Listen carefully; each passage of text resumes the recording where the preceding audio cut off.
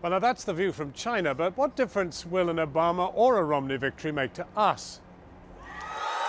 In his first 4 years, Barack Obama continued with Bush's mantle as a warrior president. As disengaging in Iraq, he stepped up in Afghanistan, only subsequently promising to pull combat troops out by 2015.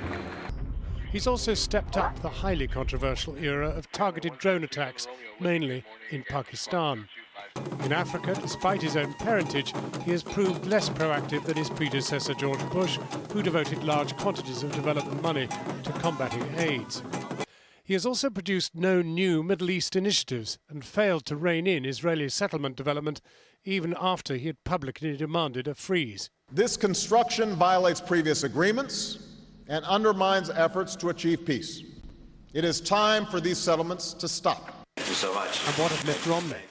Keen to be seen with Israeli Prime Minister Netanyahu in Israel, he reassured American Jews he would defend Israel to the hilt.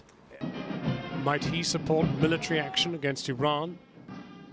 What would he do to reverse the Obama military cuts, given the parlous state of US public spending? Two challenges to whomsoever becomes president: Syria, Iran and the Arab Spring, and adjusting to the ever-emerging China.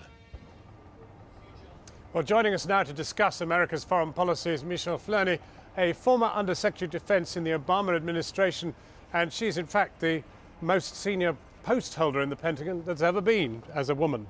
So let me ask you, Michele Flournoy, that gaping wound in foreign affairs, which is the unresolved crisis in the Middle East, particularly the Palestinian-Israeli, do you see a difference between these two candidates?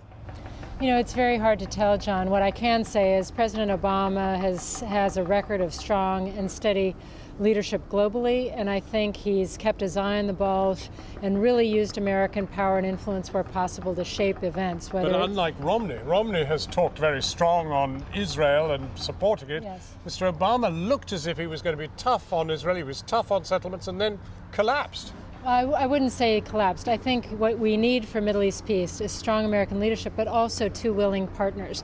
I think historically when there's been progress on this issue, it's been in second-term American administrations, and I think you could look to this next administration for renewed efforts on that score. Let's look at Iran, because all the way up to this, people have dreaded that in this interregnum, in this period of campaigning, there might be an Israeli strike on Iran.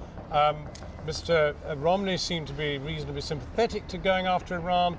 The president a little more cautious. I think the president's been very clear. The objective is to prevent Iran's acquisition of nuclear weapons, that all options are on the table. We owe it to ourselves and to the people of the region to try to make sure that we resolve this issue without the resort to use of force and risking another conflict in the Middle East if possible.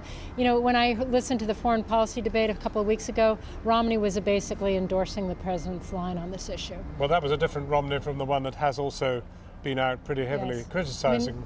This is one of the challenges. The Romney of the primaries was a neoconservative, very sharp in his differences and sharp in his criticism of the president.